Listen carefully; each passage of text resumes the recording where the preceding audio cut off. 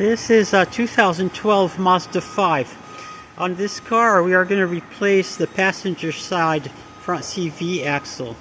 Let me show you why we are replacing this. When I spin the wheel, there is a loud clicking noise that comes from right in this joint. And besides that, this other joint is ripped. So this axle is due for replacement. One, I've removed the wheel and you can see how badly messed up this boot really is.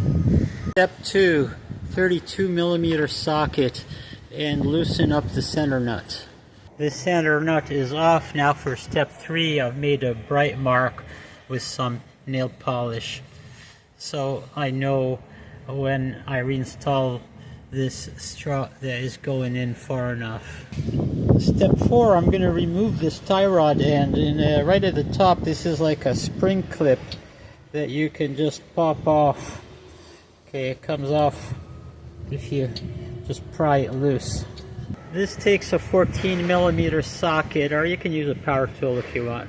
I've turned this nut back so it is flush with the top of the stud. I've slipped this ball joint removal tool into place. This lets me free the tie rod end without damaging it. And that takes care of this tie rod end. Step 5, I'm going to disconnect the ABS sensor, which is right down here. I'm going to free up its wire from this bracket, and I am also going to free up this brake hose from this bracket. It has a locking clip. I'll show you how to remove it. To free up this bracket, I just insert this screwdriver into the little hole that's on top, and I just pry it loose. Step 6, I'm going to loosen this rear bolt that is right here. This one is a 17mm. Step 7, I'm going to hammer this knuckle just as hard as I can for as long as it takes to move this knuckle all the way down the shaft. That paint mark that I made helps me to see my progress. Finally, it pops out. This axle is welded into the hub pretty stubbornly. I mean welded in the figurative sense. So I'm using this extractor tool. This always works, and it helps if you have an impact tool. Now probably you will not need to do this on your car, but I decided to remove the entire brake assembly so I can test this bearing, make sure that it spins freely and it's okay, which it is fine. The axle pops out from this intermediate bearing right here. I'll show you how I got it out. Here's the axle as you would imagine it in the car. I put this pickle fork right under it in this orientation. Then I just beat on it a little bit with this hammer, and it just popped the locking clip, and it came out. It's actually pretty easy to get it out. One more thing I'm going to check is I'm going to spin this wheel, and when I spin the wheel, this axle also spins. But the thing I'm checking is that there is no noise coming from the transmission or from the center bearing. Here's my new axle. I've been using a lot of this brand recently, having good success with it.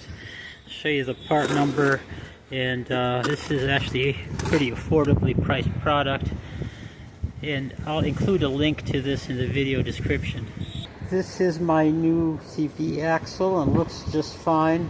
And there is something I want you to note with these splines, that you have 2 flat spots. You can see one down here and one opposite up there. And we're going to have to see how to match these up on the support bearing. I cleaned off this stub and looked for flat spots, and there are none, no flat spots. So I've double checked to confirm that the original axle does also have the flat spots, and this means that it is a match. There's nothing to worry about here. I've got the axle back on the hub, and what I did is I held it in a compressed position, and then I used this hammer and just hammered it in, and of course I had the nut up flush to protect the threads of the stub so it does not mushroom. one difference to note between this aftermarket axle and this original axle is right in the middle of the axle is that rubber damper. And these come on the original Mazda axles, but you will never find them on an aftermarket axle. Now to reinstall the knuckle onto the strut. And I show you this trick. It's the most important thing that you can do to make this go easier.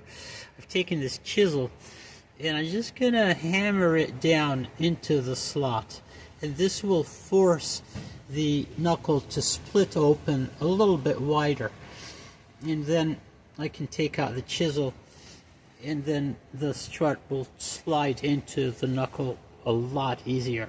So it's pretty easy to line this up down at the bottom. Now to make it go in, you want to push this back just as far as you can while you lift up the knuckle using the floor jack from underneath.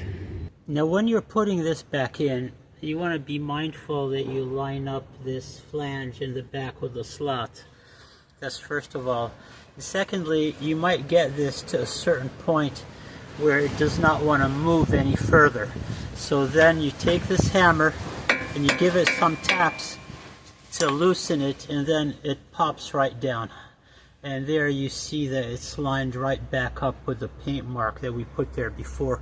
So this pretty much completes everything you really need to see on this video. The rest is just putting it back the way it was, and it's just nuts and bolts. Don't forget to torque this middle nut and stake it, okay?